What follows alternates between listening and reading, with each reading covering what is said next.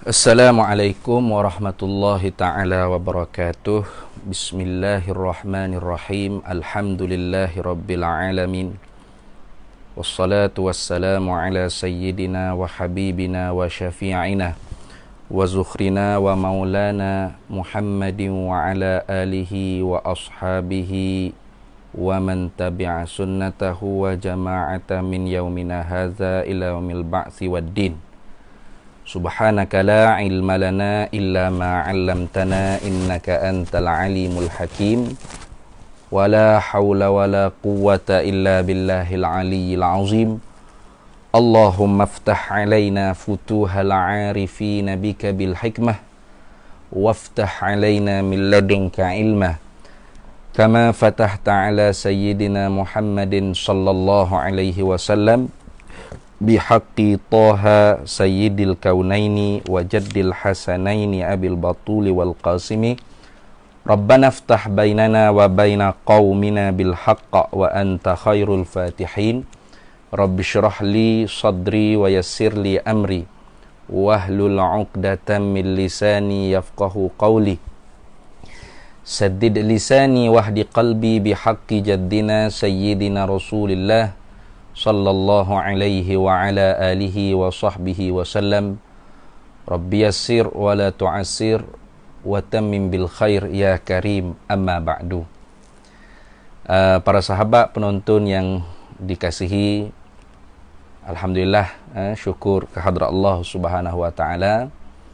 InsyaAllah pada petang ni kita bersiaran langsung dalam kuliah santai lah, jam 3 sampai jam 4, yang mana kuliah kita pada petang ini ditaja khas oleh Yayasan Budi Ihsan Malaysia, iaitu satu yayasan yang mempunyai objektif berbuat kebajikan kemasyarakatan, iaitu dalam menolong mereka-mereka yang kurang berupaya, fuqara wal masakin, anak-anak yatim dan sebagainya. Yayasan ini memainkan peranan yang sangat besar dalam membantu mereka-mereka yang memerlukan bantuan. Tapi yang lebih menariknya ialah bantuan tersebut ini sangat menarik perhatian saya, iaitu tidak memilih di kalangan suku apa atau agama apa sekalipun, dibantu seperti sama sahaja. Ini kita katakan benar-benar membawa semangat satu Malaysia dia panggil. Nah, ini bagus. Jadi siapa-siapa yang ingin menderma ataupun menyumbang kepada yayasan untuk yayasan membantu mereka-mereka yang memerlukan, boleh lihat di caption live kita pada petang ni, dan ada di komen juga link page Yayasan Budi Ihsan Malaysia, yang mana yayasan tersebut dipengerusikan oleh Datuk Rosli. Jadi kuliah kita pada petang ini ialah tajaan daripada yayasan tersebut. InsyaAllah pada petang ni kita melihat sedikit sebanyak daripada kata-kata nasihat daripada kitab Nasaihul Ibad yang dikarang oleh Imam Nawawi bin Umar Al-Jawi Al-Makki Al-Bantani, yang mensyarahkan di atas kitab Al-Munabbihat ala isti'dadi liyaumil ma'ad. Al-Munabbihat ala isti'dadi liyaumil ma'ad, karangan bagi Syihabuddin Imam Ahmad bin Hajar Al-Asqalani, iaitu Amirul Mukminin fil Hadis. Amirul Mukminin fil Hadis.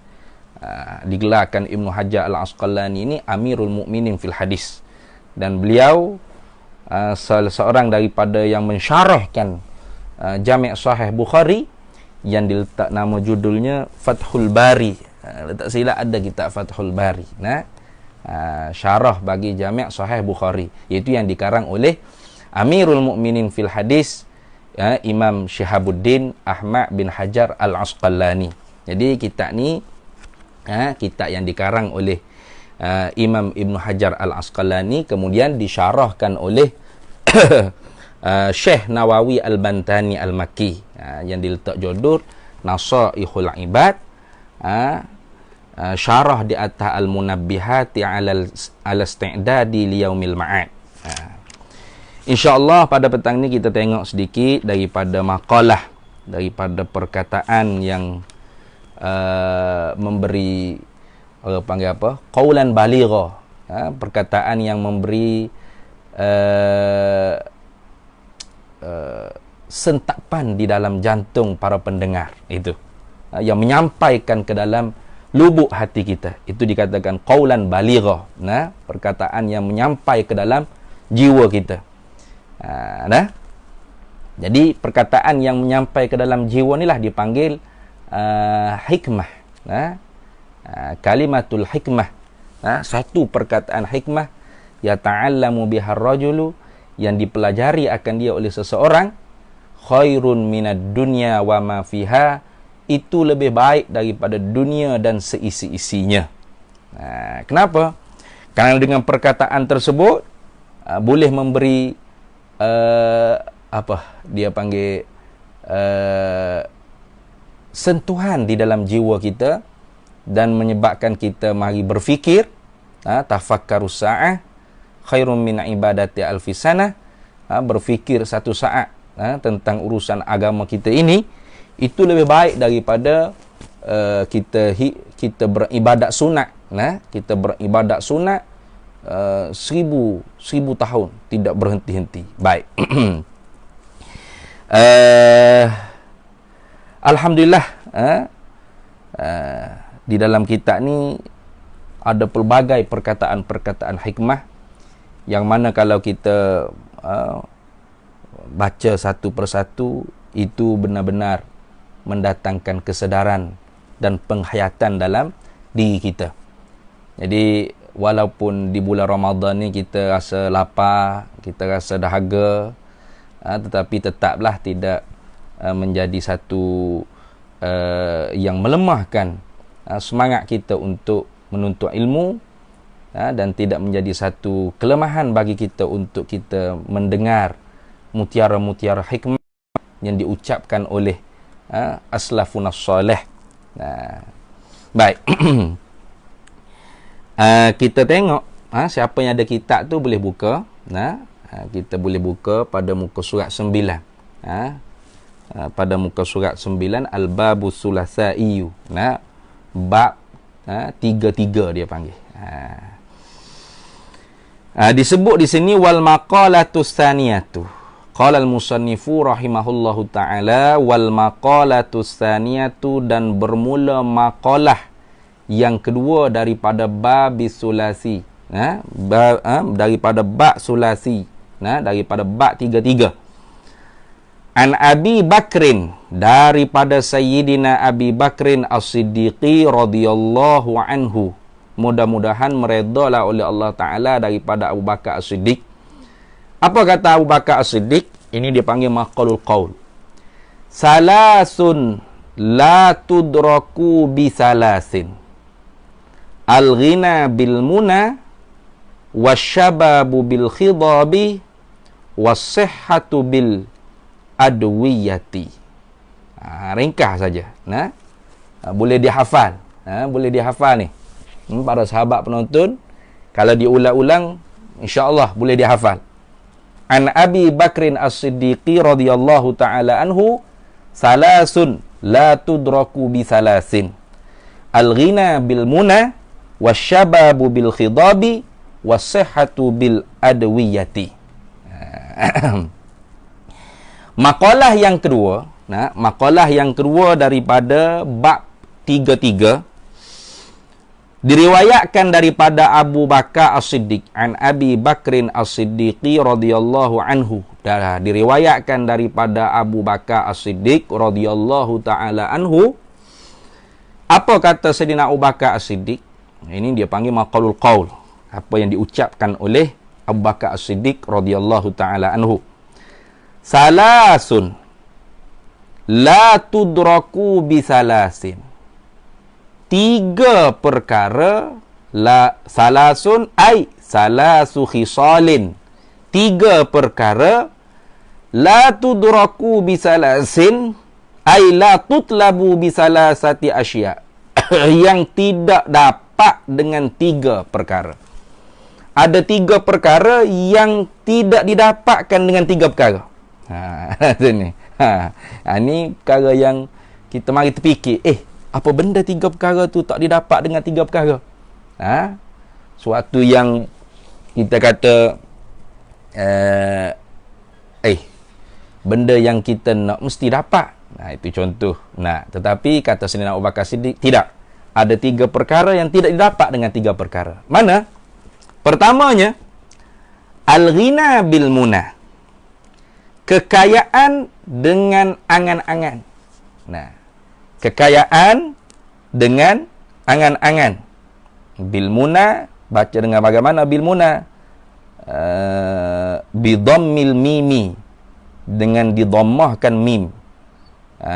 Jam'u maniyatin, jamak daripada mufradnya maniyah. Jadi kekayaan tidak didapatkan dengan segala lamunan, segala khayalan.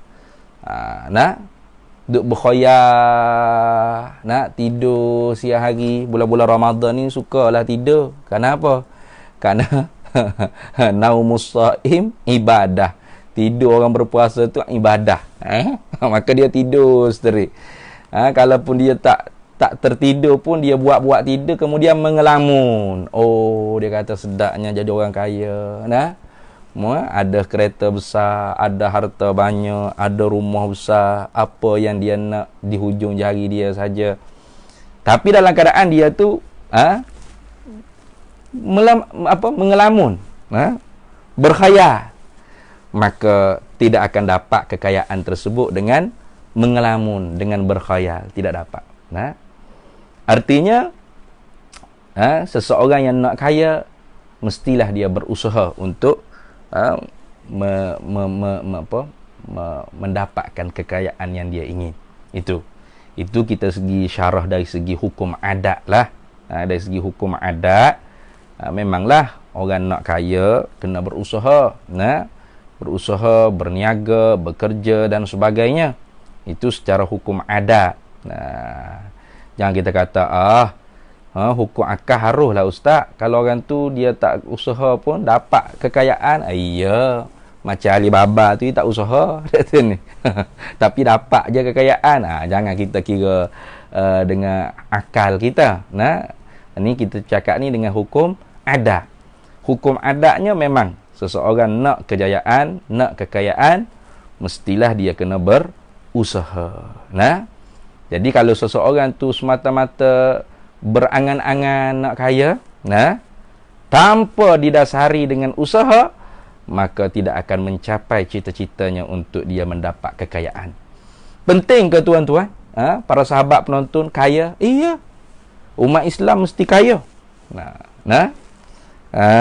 Tu umat Islam mesti kaya. Tapi kekayaannya bukan untuk dipamerkan seperti Qarun. Qarun pun kaya. Tapi Qarun kaya suka mempamerkan kekayaannya kepada manusia. Ditunjukkan kekayaannya. Sehingga orang-orang yang orang-orang yang tipis imannya, orang-orang yang yang tidak kuat imannya, kita kata, mereka akan terliur, terliur dan rasa ingin, rasa kerugian, tidak dapat seperti apa yang didapatkan oleh Qarun. Disebut di dalam Al-Quran, Allah Subhanahu wa taala ceritakan bagaimanakah sifat Qarun dengan kekayaannya.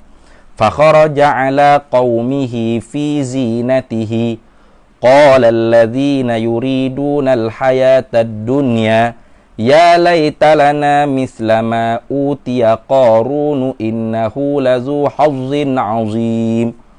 Wa qala alladhina utul ilma wailakum sawabullahi khairun liman amana wa amila salihah. Ini Allah Ta'ala ceritakan tentang bagaimanakah perangai Qarun dengan kekayaan yang Allah Ta'ala bagi ujian kepada dia. Nah, cuba tengok. Qarun ni asalnya anak murid Nabi Musa AS yang soleh. Ibaratnya kita kata selalu mengaji di pondok Nabi Musa lah.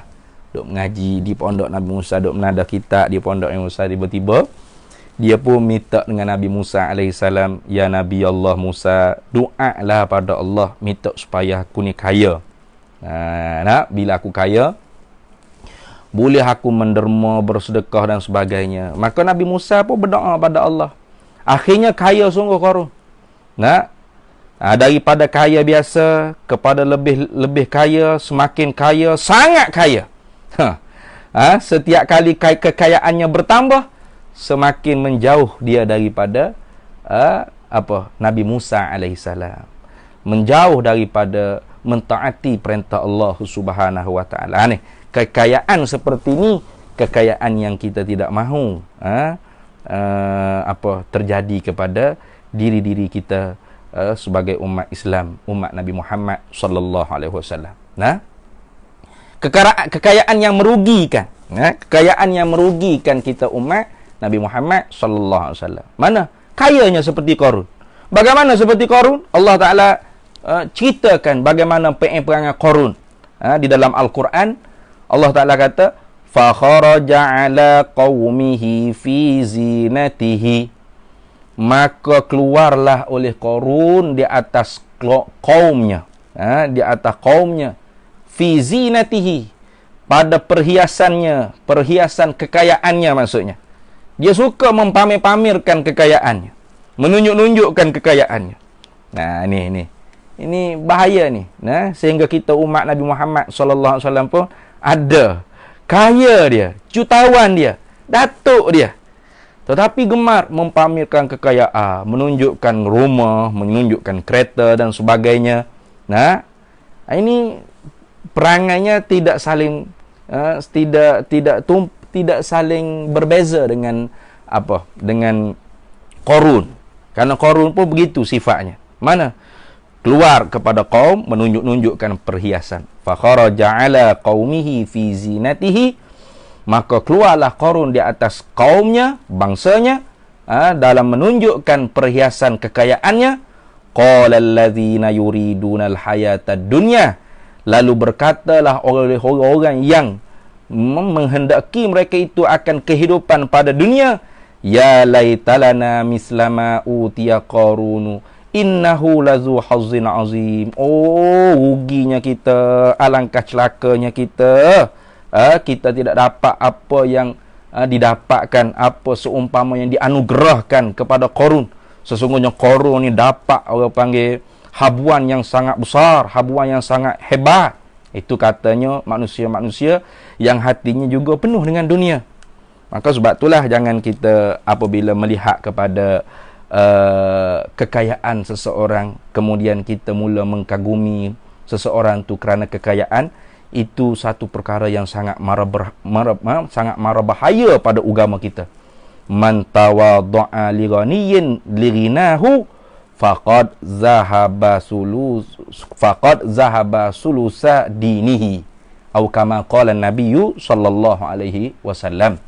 Nabi sallallahu alaihi wasallam sabda, man tawadda'a li ghaniyin li ghinahu, barang siapa yang merendah-rendahkan dirinya kepada orang kaya kerana kekayaannya, faqad zahaba sulusa dinihi, maka telah hilanglah telah hilanglah 1/3 daripada telah hilang 2/3 daripada agamanya. Sulusa dini, 2/3 daripada agama. Baik.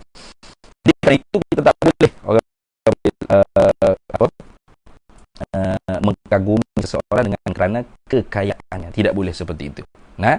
Itu bukan ajaran Nabi kita Muhammad sallallahu alaihi wasallam.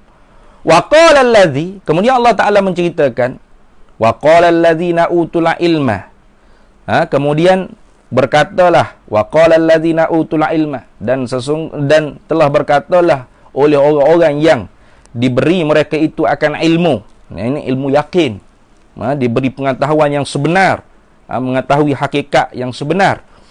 Wailakum, celakalah kamu semua wahai orang-orang yang mengkagumi kekayaan Qarun. Sawabullahi khairun, bermula pahala daripada Allah Ta'ala itu lebih baik liman amana wa amila salihah, kepada mereka yang beriman dan beramal soleh. Maka kerana itu, kalau kita berusaha untuk menjadi kaya, itu tidaklah dilarang di dalam agama, tetapi kekayaan kita tu mestilah kita gunakan sebaik-baiknya untuk agama kita, untuk bangsa kita, untuk negara kita. Itulah kekayaan yang dipuji di dalam syarak. Sahabat-sahabat Nabi yang kaya ramai. Antaranya Sayyidina Abu Bakar As-Siddiq sendiri, Sayyidina Uthman bin Affan, Sayyidina Abdul Rahman bin Auf. Mereka ni ialah pembesar-pembesar sahabat yang kaya raya mereka. Tapi bagaimana kekayaan mereka? Mereka menggunakan kekayaan mereka untuk Allah dan Rasulullah sallallahu alaihi wasallam. Inilah kekayaan yang mesti bagi setiap kita umat Islam bercita-cita untuk mendapat kekayaan tersebut. Nah, maka setelah kaya, jangan lupa kepada fuqara wal masakin, armalah, anak yatim dan sebagainya, mereka-mereka yang memerlukan, terutama asnaf. Jangan dilupakan. Kerana itulah Yayasan Budi Ihsan Malaysia ni salah satu daripada yayasan yang mengambil peluang melihat saki-baki mereka yang memerlukan, di manakah mereka yang tidak mendapat bantuan daripada pihak kerajaan dan NGO pertubuhan-pertubuhan yayasan lainnya. Maka Yayasan Budi Ihsan Malaysia juga tolong membantu mereka-mereka yang terlepas pandang daripada pihak-pihak yang bertanggungjawab. Ialah manusia, tidak boleh kita nak supaya semuanya sempurna. Mesti ada kekurangannya. Maka kerana itu Yayasan Budi Ihsan Malaysia ni melengkapi lagi dengan pelbagai program kebajikan masyarakat yang ada di tanah air kita Malaysia ni. Dengan sebab tu tuan-tuan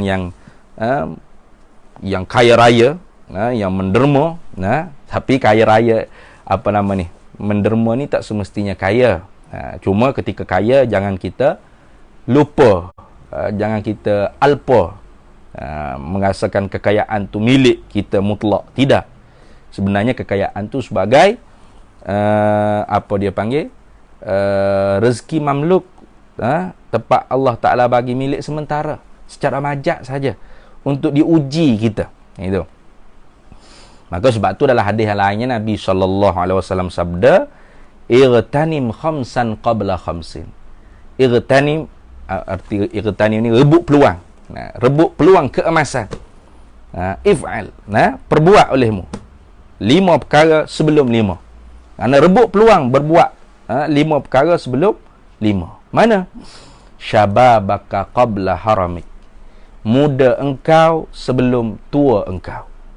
Kerana ketika muda itulah tubuh badan kita masih lagi sihat, cergas, minda cerdas, tubuh badan cergas, masih tidak ada bebanan tanggungjawab, kekeluargaan, tidak ada. Maka guna sebaik-baiknya ketika mana kita muda sebelum tibanya tua, dalam menuntut ilmu dan sebagainya. Wasihhata qabla saqamik, dan sehat engkau sebelum engkau sakit. Ya, ketika mana kita sehat, kita lupa pada Allah. Kita rasa kita yang keupayaan kita, kemampuan kita, keakuan diri kita, maka kita lupa untuk mentaati perintah Allah. Jangan. Ketika sehat itulah kita rebut peluang untuk qiyamul lail, untuk tarawih, untuk sedekah dan sebagainya, apa saja, sebelum kita sakit. Warinaka qabla faqrik, dan dan kaya engkau sebelum daripada fakir, miskin engkau. Ketika kaya itulah kita bersedekah. Bukan maksudnya ketika kaya sahaja, tapi ketika mana di dalam poket kita tu mempunyai rezeki kita, rezeki mamluk kita. Ketika itulah kita disuruh bersedekah. Nah, jangan apa yang belum kita dapat kita nak bersedekah, jangan. Itu rezeki mau'ud. Allah Ta'ala suruh kita wa anfiqu mimma razaqnakum min qabli an ya'tiya ahadakumul maut. Infak olehmu rezeki yang kami beri kepada kamu tu ialah rezeki mamluk, bukan rezeki mau'ud. Sebab tu saya cukup tidak sukalah kalau pengalaman saya, kalau di surau-surau masjid-masjid itu ada orang-orang yang bila jumpa ustaz doakan projek saya, doakan apa dia panggil, ialah projek saya ke ni, saya ke beruntung, berjaya, laba, dapat juta-juta, dapat kemasukan yang banyak, sale yang banyak, insya-Allah saya akan infak, saya akan sedekah. Tak betul tu. Tu kenapa awak nak sedekah, awak nak infak benda yang bukan milik awak lagi, bukan? Tidak begitu. Yang disuruh infak tu rezeki mamluk, bukan rezeki mau'ud dan bukan rezeki maksum. Ini mesti kita kena ambil berjaga. Kepada yang kaya-kaya ni, yang kaya-kaya dalam Facebook ni lah, lain kali kalau nak sedekah tu jangan ustaz, doalah projek saya ni biar berjalan lancar, beruntung, saya akan sedekah. Kepala kasar sikit tu ni. Kepala hontak mung tu ni. Siapa ajar mu nak sedekah benda hak bukan milikmu lagi? Sedekahlah benda hak sudah jadi milik kita. Walaupun RM1 tak apa. Walaupun RM1 je, tapi memang betul-betul milik kita. Rezeki mamluk dia panggil. Hak itulah yang kalau kita sedekah dengan ikhlas, insya-Allah menjadi perisai kita daripada bakaran api neraka mudah-mudahannya. Jadi jangan kita rezeki mau'ud yang belum tentu dapat lagi dah ni, kita dah berjanji dah. Ustaz, doa pada kami, projek kami berjalan lancar, insya-Allah kalau dapat 1 juta, 3 juta, 4 juta saya derma kepada madrasah, kepada Baitul Aitam, rumah anak yatim, ke armalah, ibu-ibu tunggal, ke fuqara wal masakin. Kebanyakannya saya perhati, kalau jenis orang yang berjanji seperti ini, sampai masa kalau dia dapat sungguh apa yang dia usaha, serta ada orang panggil rezeki di sisi Allah Ta'ala sudah menentukan hak dia, susah untuk dia bersedekah, kerana dia merasakan itu hak dia, titik peluh dia, usahaan dia.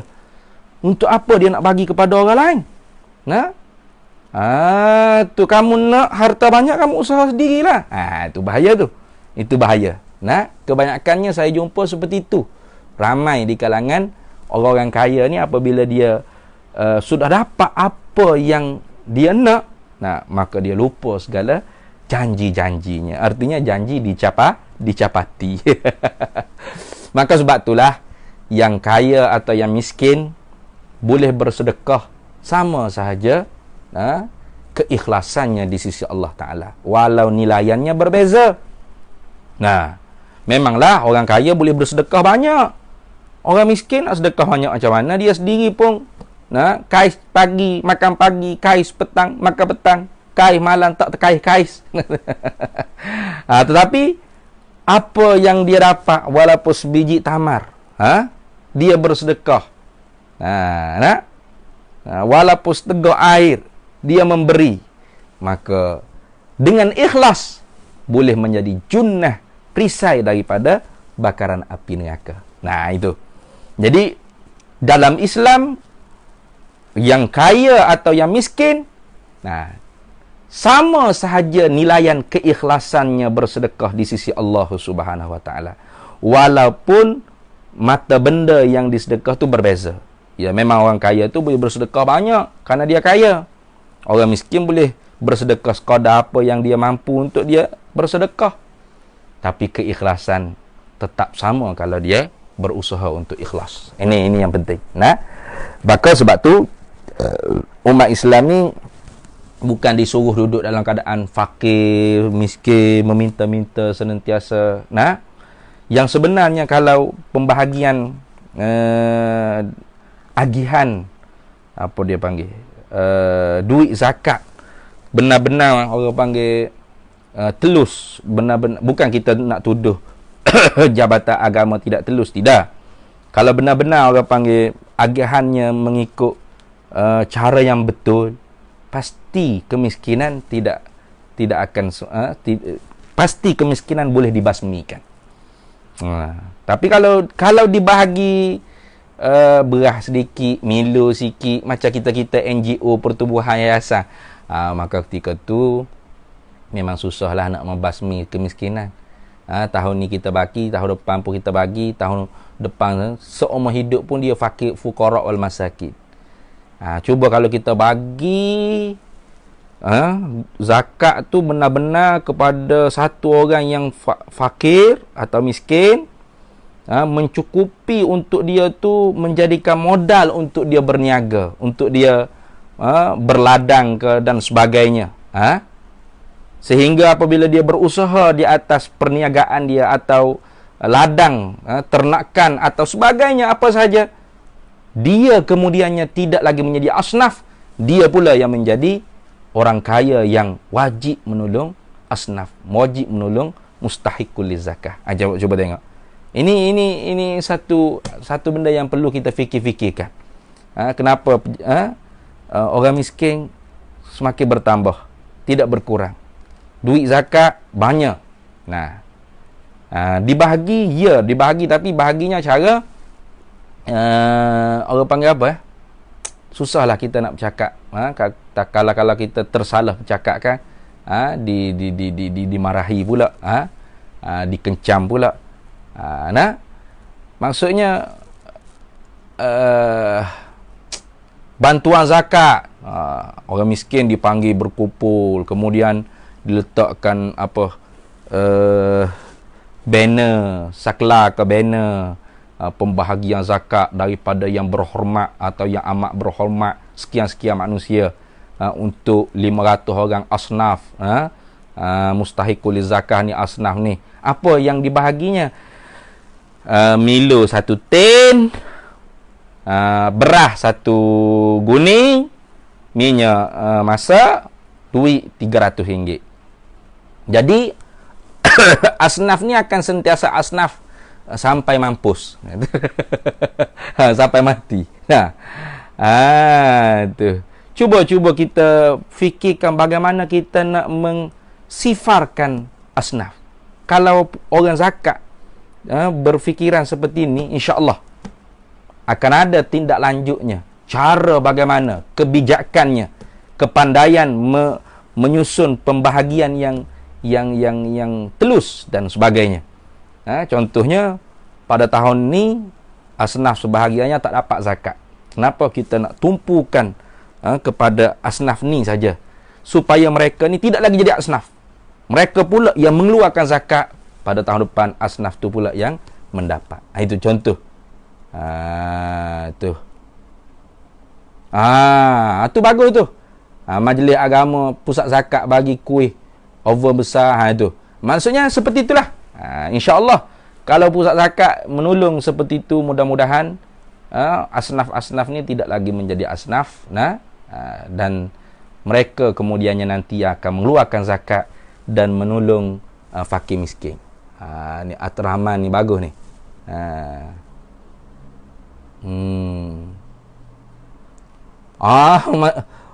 Tu masalah penyakit umat tu. Tiba-tiba dia pula nak jual. Itu maksud dia. Pusat zakat dah bagi dah. Oven lah, mesin jahit lah, dan sebagainya lah, untuk asnaf tu boleh bekerja dan sebagainya. Tiba-tiba dia pula telefon ke orang untuk nak jual. Maksudnya begitu dah, Ustaz At-Rahman. Ini sikap lah. Selain daripada kita jangan semata-mata bergantung kepada pusat zakat, majlis agama, pertubuhan-pertubuhan NGO kemasyarakatan dan yayasan-yayasan, termasuk yayasan yang menaja kuliah kita pada petang ni, iaitu Yayasan Budi Ihsan Malaysia. Kita sendiri sebagai umat Islam mesti rubah sikap.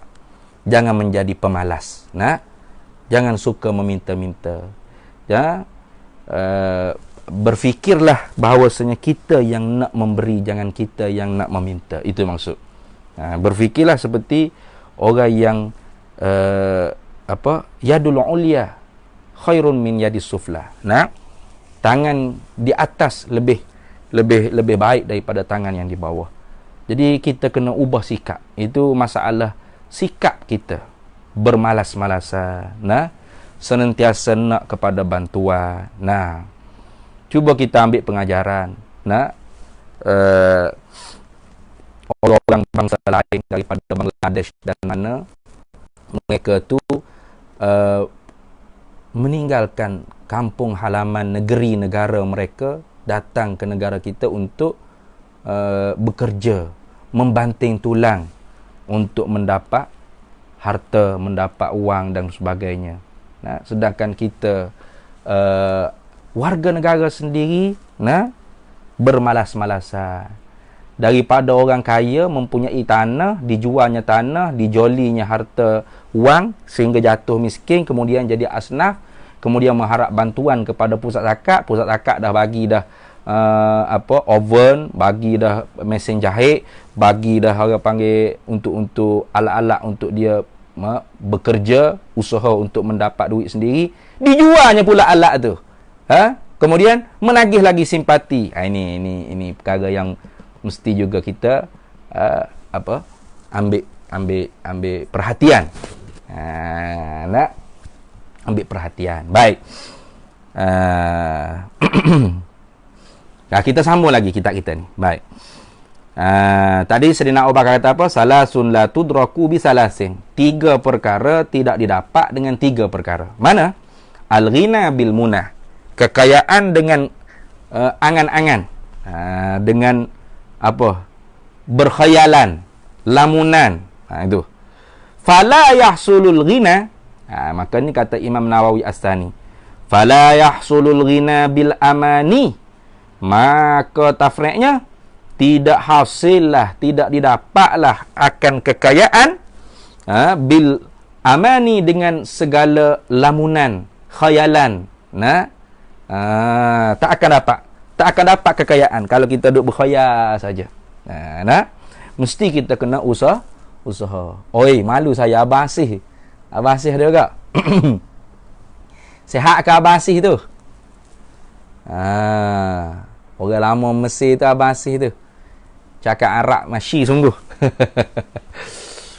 Baik. Jadi mesti kita kena berusaha untuk menjadi kaya, tetapi kekayaannya kita salurkan kepada yang berhak menerimanya. Jangan kekayaan kita tu menyebabkan kita menjadi angkuh dan sombong, suka menayang-nayangkan kekayaan tersebut, seperti Qarun, seperti ayat yang telah saya bacakan tadi, yang menceritakan tentang sifat Qarun tu memang suka menayangkan kekayaannya kepada khalayak ramai. Fa kharaja ala qaumihi fi zinatih. Maka keluarlah Qarun di atas kaumnya pada perhiasan-perhiasan kekayaannya.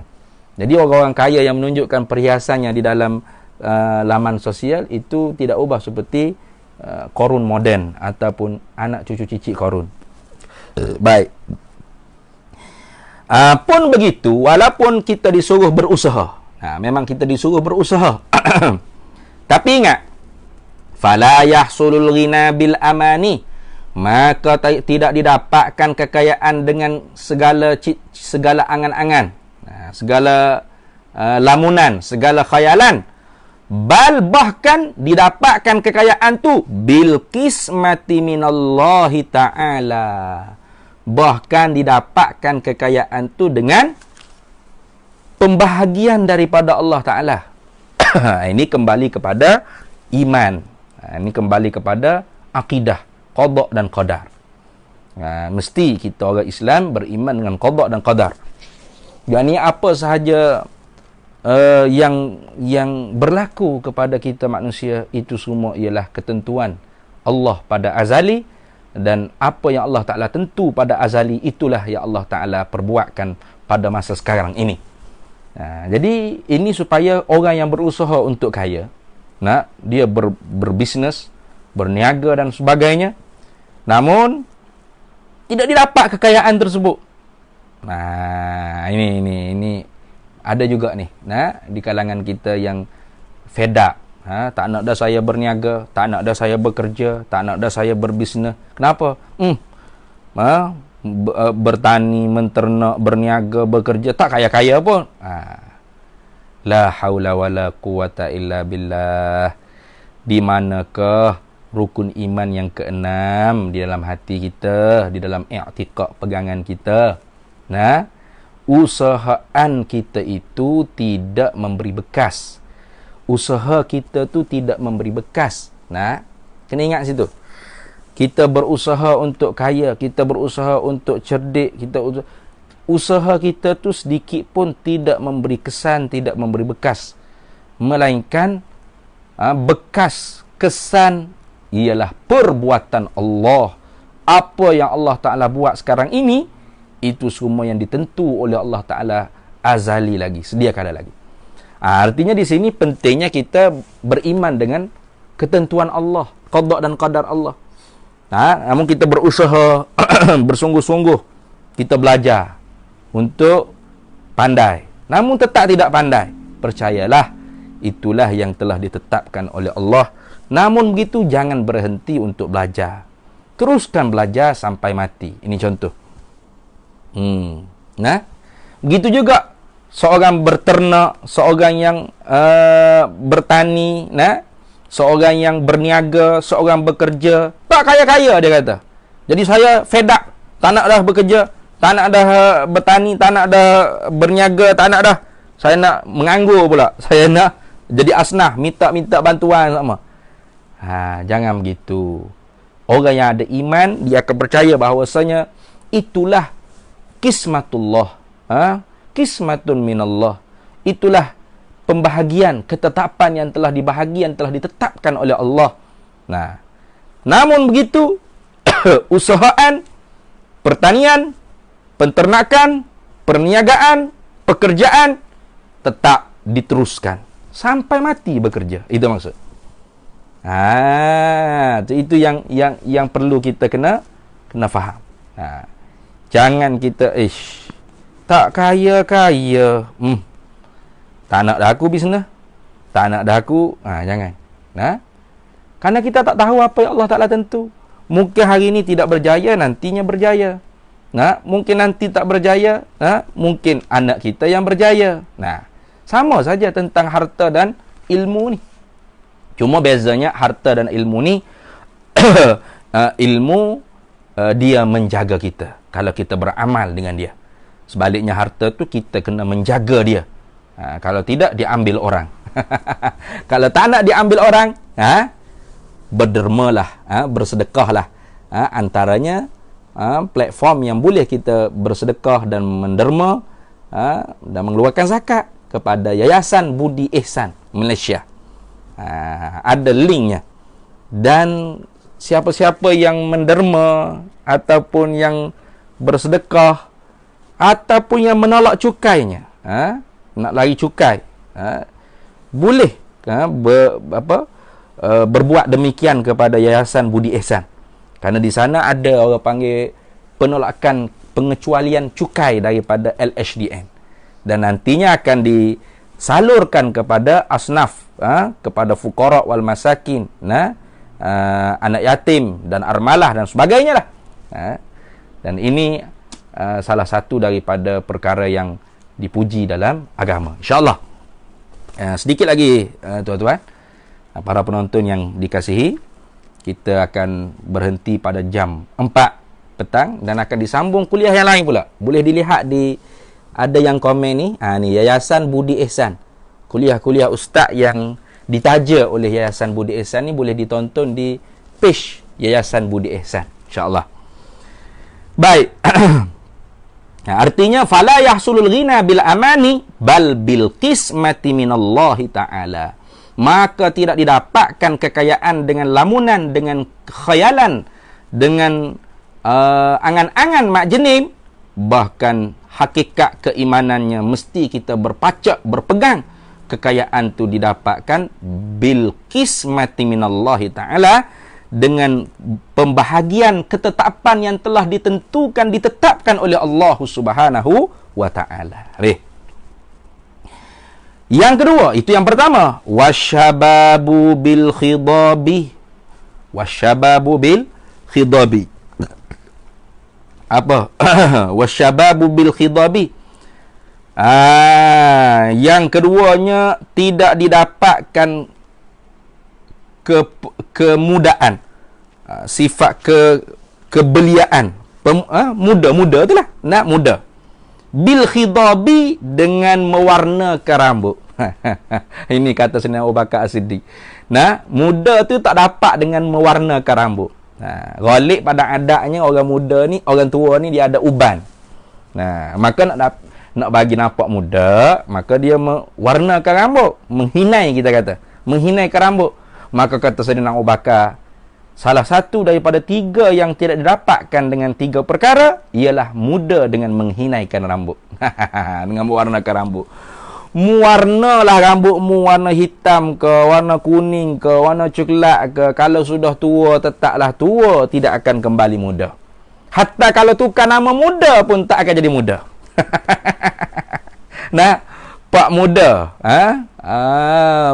Muhammad Belia Muda. Umur apa? Umur 80. Tua. Tu tengok. Ini artinya kita tak boleh nak hundur lah. Tak boleh nak gustan balik, tak boleh nak konar balik, tak boleh nak U-turn balik. Tetap masa akan berjalan dan kita akan menuju kepada kematian.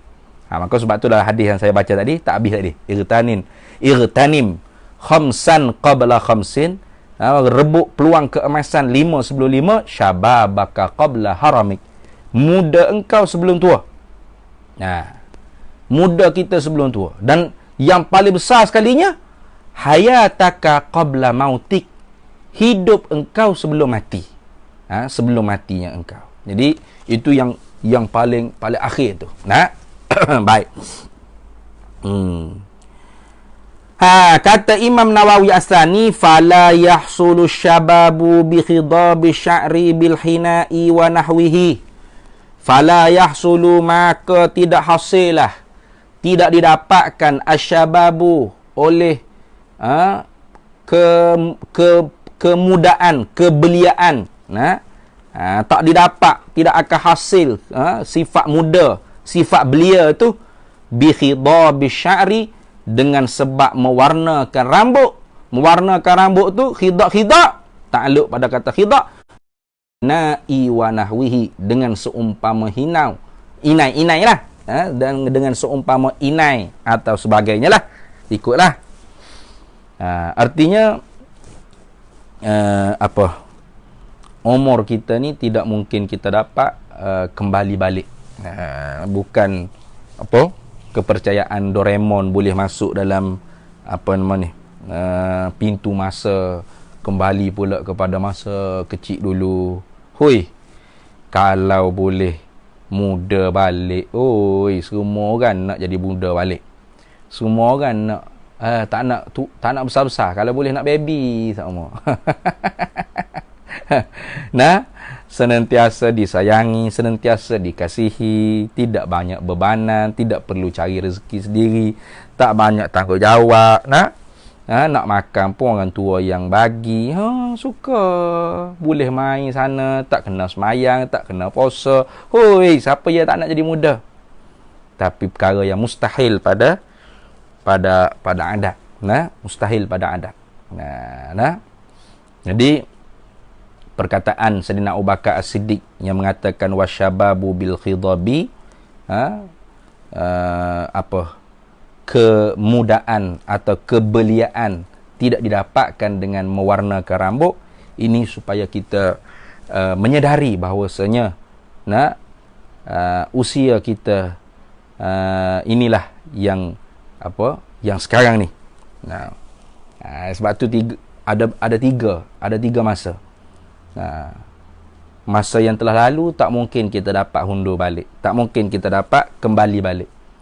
Masa lagi akan belum tentu kita dapat peluang. Nah, esok, lusa, itu semua tu belum tentu. Kerana semuanya rahasia di dalam ilmu dan irada Allah Subhanahu wa taala. Nah, lepas tu yang jelasnya ialah masa sekarang ni.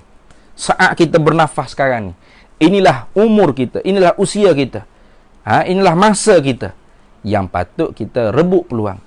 Irtanim khamsan qabla khamsin, rebut peluang olehmu 5 sebelum 5, syababaka qabla haramik. Nah, muda engkau sebelum tua engkau. Nah, wasihhata qabla saqamik, sehat engkau sebelum daripada sakit engkau. Warinaka qabla faqrik, dan kaya engkau sebelum daripada miskin engkau. Nah, wa faragaka qabla syaghlik, nah, dan masa lapang engkau, masa senang, masa relax sebelum daripada masa sibuk engkau. Wa hayataka qabla mautik, dan hidup engkau sebelum daripada saat mati engkau. Ini saat ni lah. Jangan tunggu, oh kalulah saya kaya, jangan. Nah, kalaulah saya muda, jangan kalau. Inilah kalau yang membuka perangai syaitan. Nah, saat inilah kita kena rebut peluang. Walaupun saat ni kita sudah tua, tidak muda lagi. Walau saat ni kita sibuk, tidak lapang lagi. Walau saat ni kita miskin, tidak kaya lagi. Walau saat ni kita sakit dan tidak sehat lagi. Nah, tapi ingat, saat ni kita masih hidup, belum mati lagi. Ini yang penting. Baik, habis itu. Kemudian yang terakhir, ni. Nah,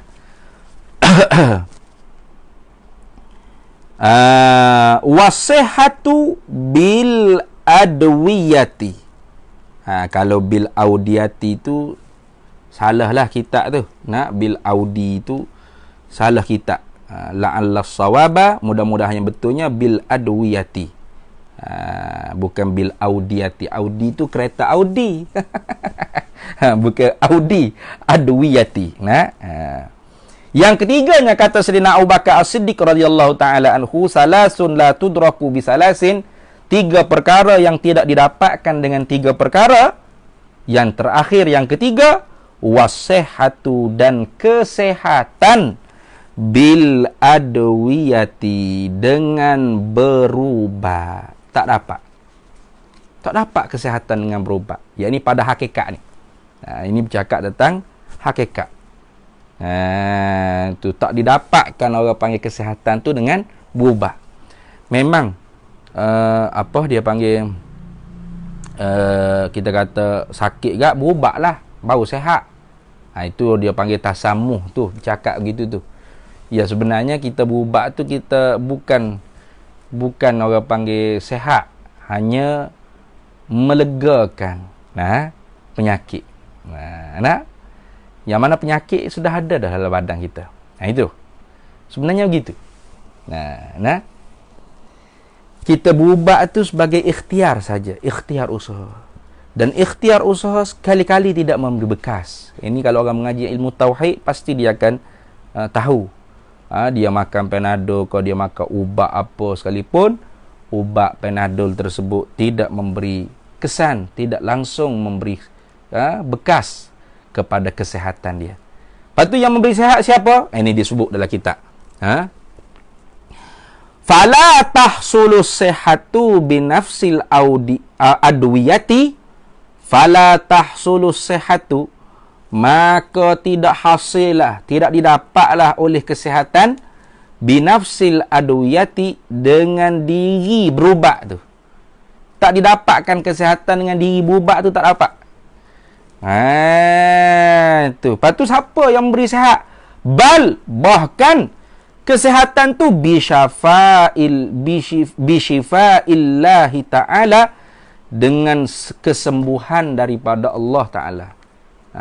Bisyifa'illah, Allah Ta'ala yang yashfi, Allah Ta'ala yang menyihatkan, Allah Ta'ala yang menyembuhkan. Jadi kalau seorang tu dia makan ubat, Allah Ta'ala tak bagi sihat, maka sakitlah dia, tak akan sihat. Walau bagaimana usaha makan ubat herba yang terbaik, tu bagaimana orang panggil apa? Ma'jun yang terbaik, akar kayu yang terbaik, teras-teras yang terbaik. Nah, mahal pula ubat tu yang dibeli, ribu-ribu pula. Tapi kalau Allah Ta'ala tidak menyembuhkan, tak sembuh dia. Tu keimanan kita wajib gitu tu. Tu barulah ahli tauhid. Bawa ahli tauhid sungguh.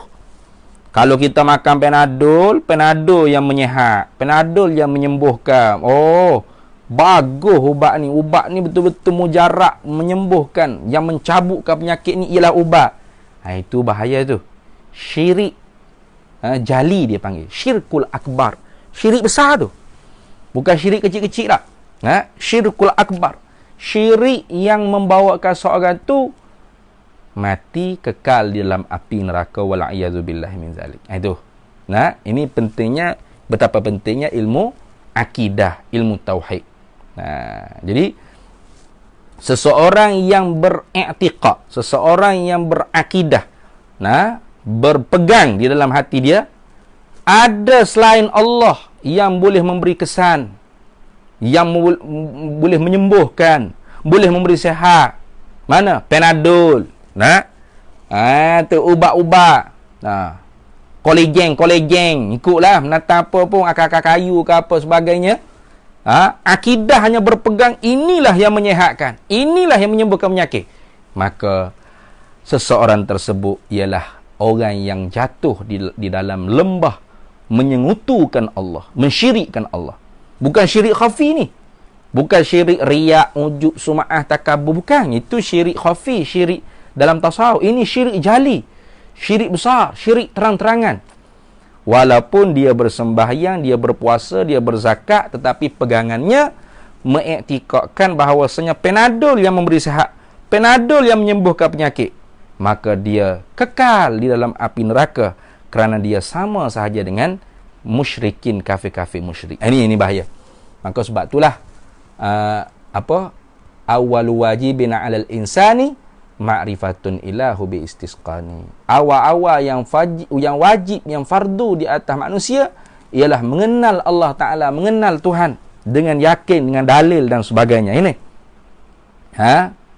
iaitu yang paling penting dalam agama ialah mengenal Allah. Awwaluddin ma'rifatullah, ay al-muhim fid din ma'rifatu bi ahkamil uluhiyatih wa ahkami sifatil uluhiyah. Yang paling penting, yang terpenting di dalam agama ialah mengenal hukum sifat Allah Ta'ala dan mengenal hukum ketuhanan Allah Subhanahu wa Ta'ala.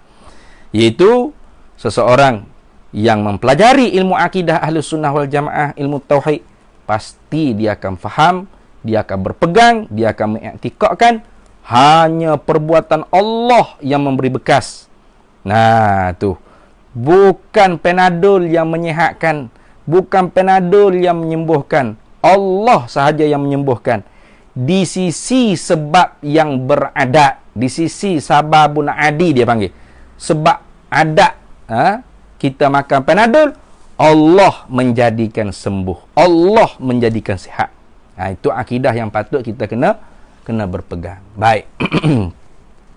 Maka kerana itulah kata Syekh Nawawi Al-Bantani, fala tahsulu sihhatu bi nafsil adwiyati bal bi syifaillahi ta'ala.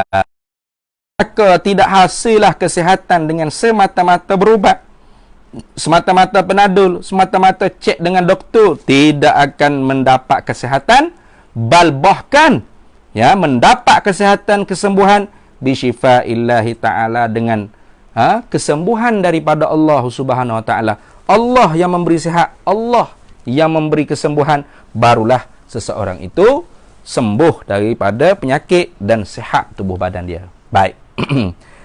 Habislah 3 perkara yang dikatakan oleh Sayyidina Abu Bakar As-Siddiq. Salasun la tudraku bi salasin. 3 perkara yang tidak didapatkan dengan 3. Al-ghina bil muna, wasyababu bil khidab, wasihhatu bil adwiyah. Jadi kalau kita boleh hafal perkataan seperti ini, insya-Allah kita dapat mentazkirahkan diri kita, memperingatkan diri kita bahawasanya kekayaan tidak didapatkan dengan angan-angan, melainkan dengan usaha dan kepercayaan kita. Itu ketetapan Allah Ta'ala. Dan muda belia tidak didapat dengan mewarnakan rambut. Artinya kita kena senantiasa merebut peluang, di mana sahaja saat kita dianugerahkan oleh Allah Ta'ala nyawa, maka rebut peluang untuk kita kembali kepada Allah, mengerjakan amal yang soleh.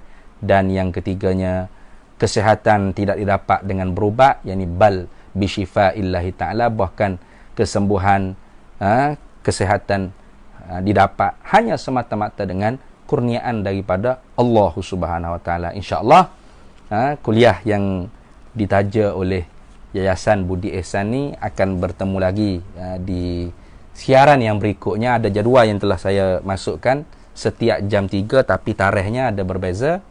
Dan kuliah-kuliah ustaz yang lain boleh ditonton di dalam page Facebook Yayasan Budi Ihsan Malaysia.